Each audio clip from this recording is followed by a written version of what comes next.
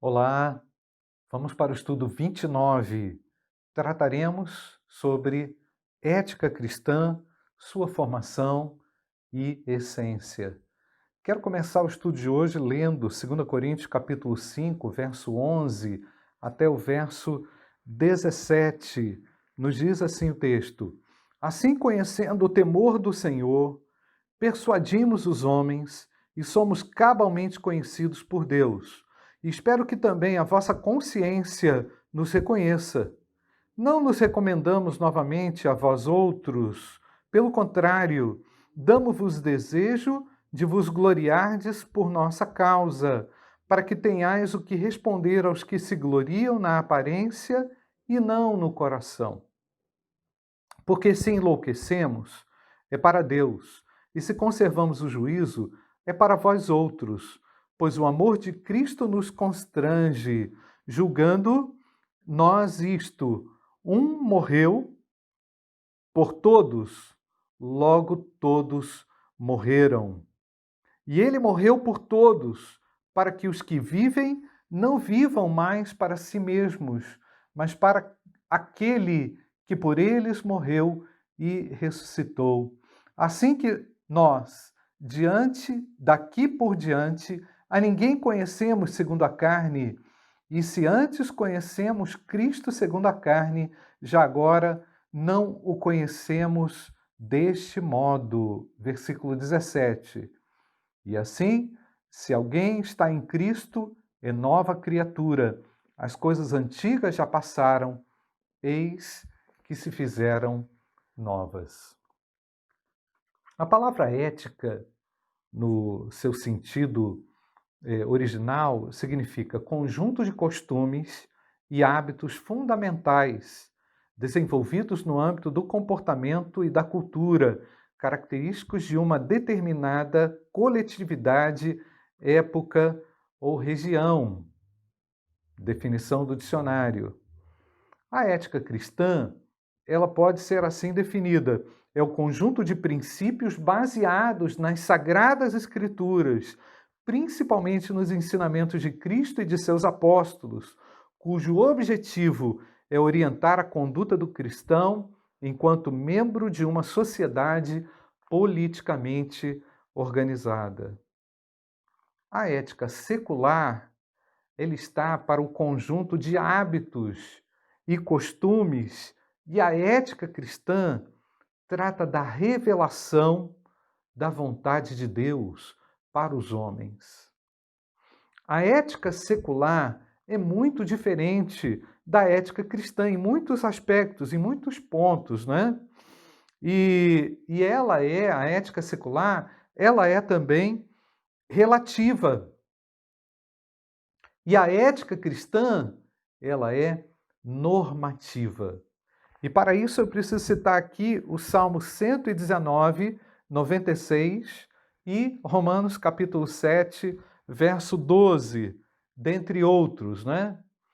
O Salmo 119, versículo 96, assim nos diz: Tenho visto que toda perfeição tem seu limite, mas o teu mandamento é ilimitado.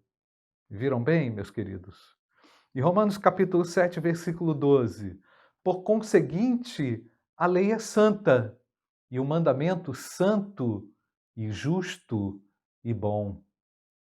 É maravilhoso sabermos que nós trazemos conosco esse grande tesouro, não relativizado, imutável, que é a palavra de Deus, não é?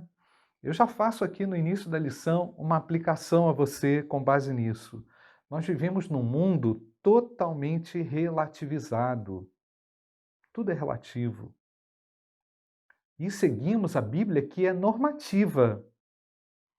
Como você tem equilibrado a sua ação diante de um mundo completamente diferente, díspare, muito distante da revelação divina?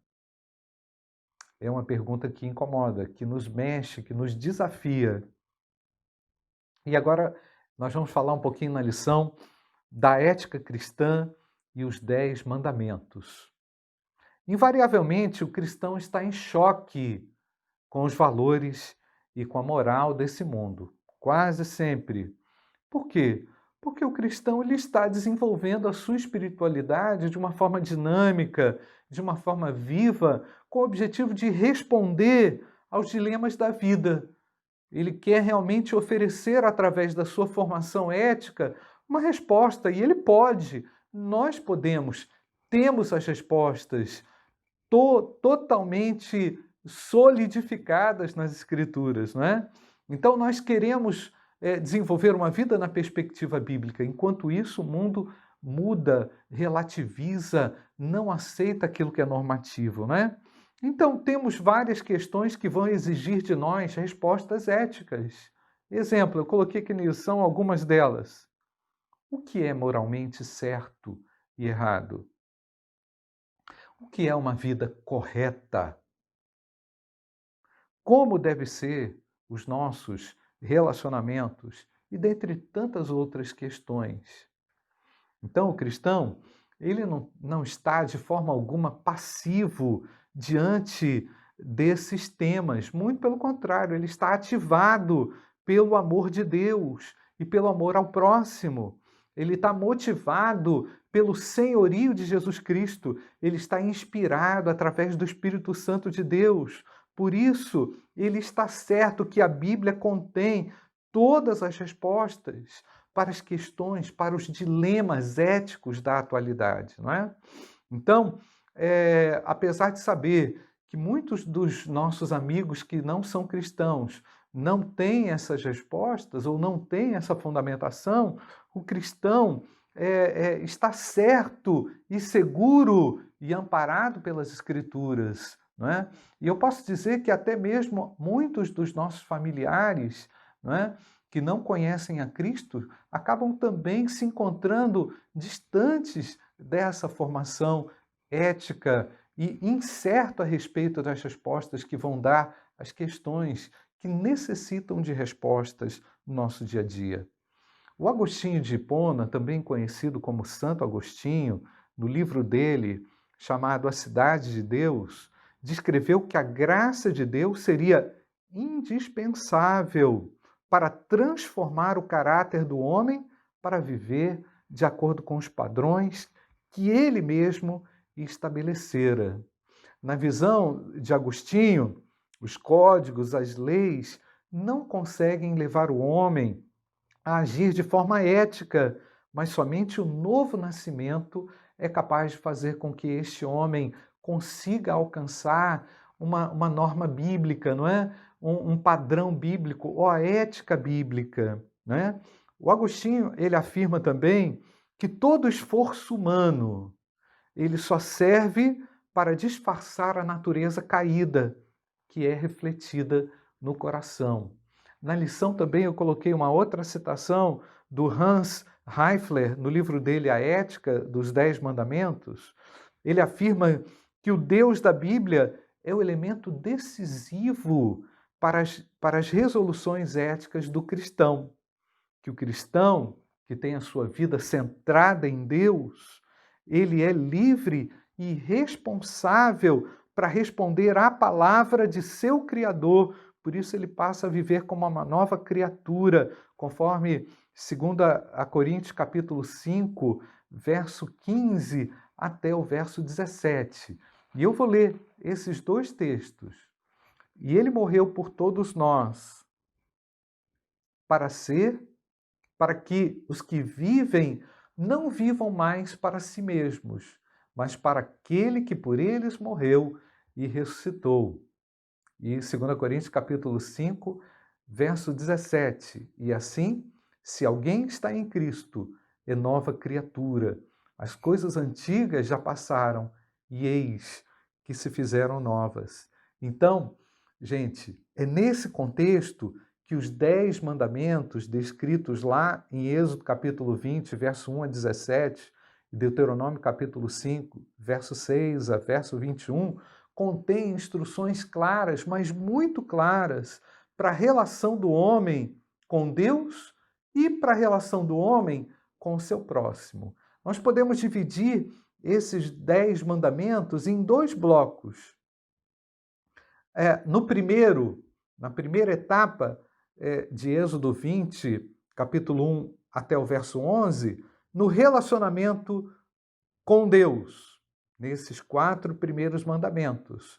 E depois, no relacionamento com o próximo, nos 6 demais mandamentos, de Êxodo 20, verso 2 até o verso 17, considerados aí também como os atos morais. Então, meu querido, a prática dos 10 mandamentos é desafio para todos os cristãos. A ética cristã está condicionada a Cristo. A ética cristã tem a sua origem divina e ela não pode ser revogada, não pode ser anulada, não pode ser removida. Tampouco ela não pode ser adaptada aos nossos interesses. Ela precisa ser conhecida, vivida e aplicada na sua essência, não é?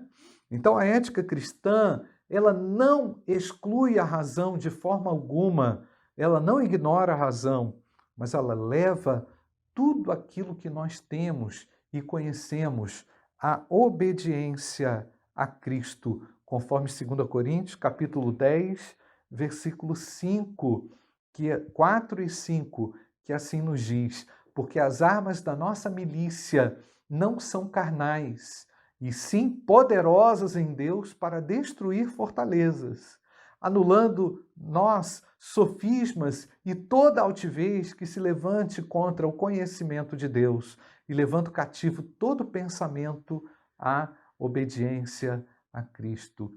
Portanto, vimos como, através da palavra, nós conseguimos reunir toda a segurança para a tomada de decisões na formação ética, moral e comportamental do cristão.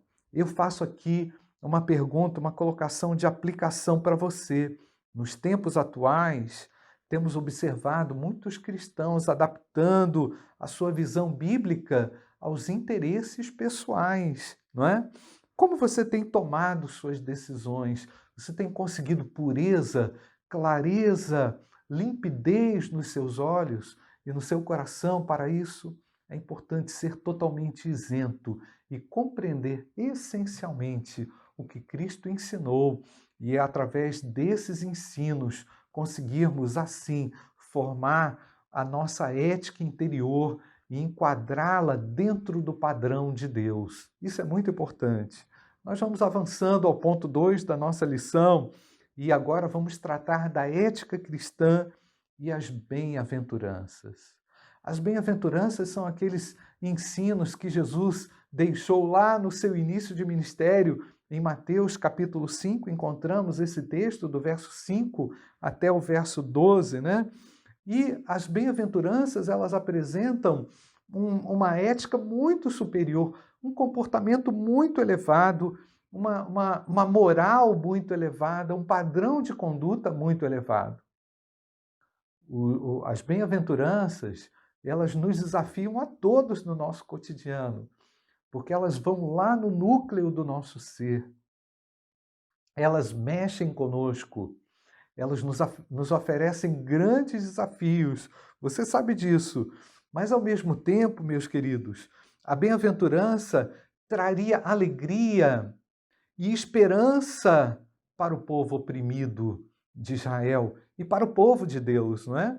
O povo inseguro, carente de refrigério, também teria, através das bem-aventuranças, não é?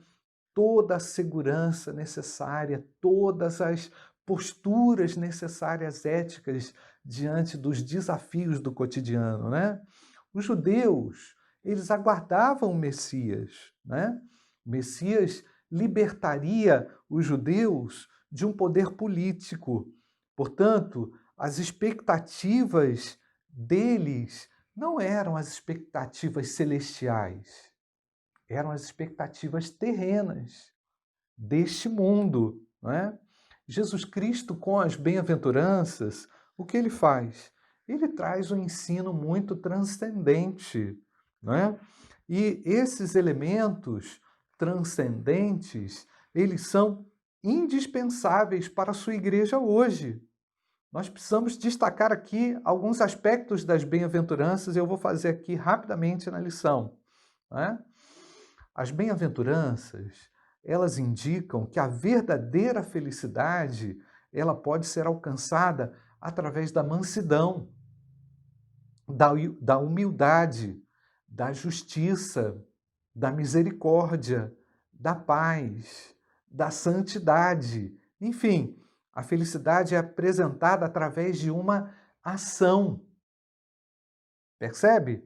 Através de uma ação. Somente assim a felicidade pode ser uma realidade. Um outro aspecto aqui importante e decisivo para a gente poder compreender e interpretar as bem-aventuranças é a felicidade é encontrada na prática e não em algo buscado e desejado antes da ação. Importantíssimo e definidor isso para nós.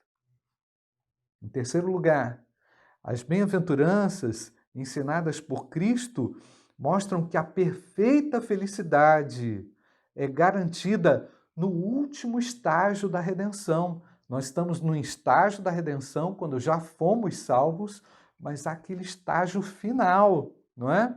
Ou seja, quando o salvo ele estiver diante do Pai, recebendo todo o consolo e toda a recompensa. Nós vemos isso lá em Mateus capítulo 5, versículo 12. Olha o que nos diz o texto. Regozijai-vos e exultai, porque é grande o vosso galardão nos céus, pois assim perseguiram aos profetas que viveram antes de vós. Percebe? As bem-aventuranças, elas apontam para uma felicidade futura no final, não é? Então, um outro aspecto das bem-aventuranças é que elas ensinam que a finalidade da ação tem como foco o bem do outro e não o nosso próprio bem. Gente, as bem-aventuranças, elas precisam ser experimentadas em sua profundidade pela igreja, por mim e por você. Eu preciso ser mais do que feliz, bem-aventurado. Assim, é a vida do cristão, daquele que foi salvo e daquele que foi encontrado pela graça de Deus. Ele vive feliz através daquilo que ele pode realizar, através das ações que ele promove para o outro, né? Então, as bem-aventuranças não são ensinos desconectados da vida cristã. Elas apontam para o que se deve fazer pelo caráter transformado, não é? E trazem consigo também um tremendo desafio prático. Eu agora faço uma pergunta para você de aplicação pessoal. As bem-aventuranças, elas nos trazem a certeza de que é possível viver a ética cristã de forma tranquila e alegre.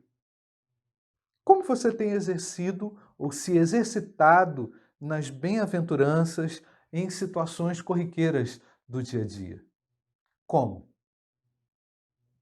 E agora estamos partindo para as considerações finais. A ética cristã aponta para uma conduta ideal, aquilo que é desejo de Deus para mim e para você. E toda ela anda em conformidade com uma base imutável que é a palavra de Deus.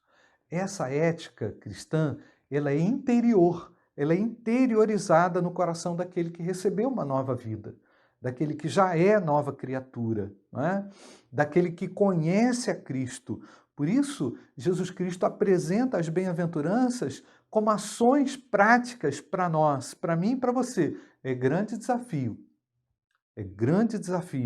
mas só é realizável pelo caráter transformado.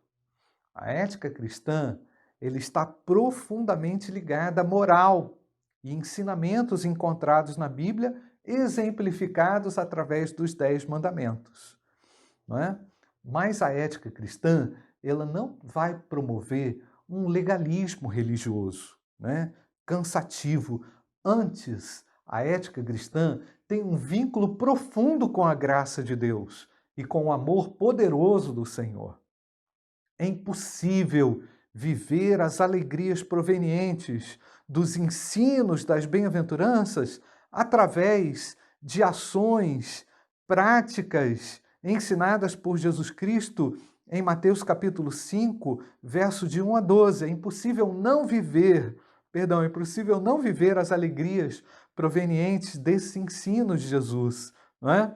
Através da prática. Portanto, é desafio meu, é desafio seu praticar esses ensinamentos.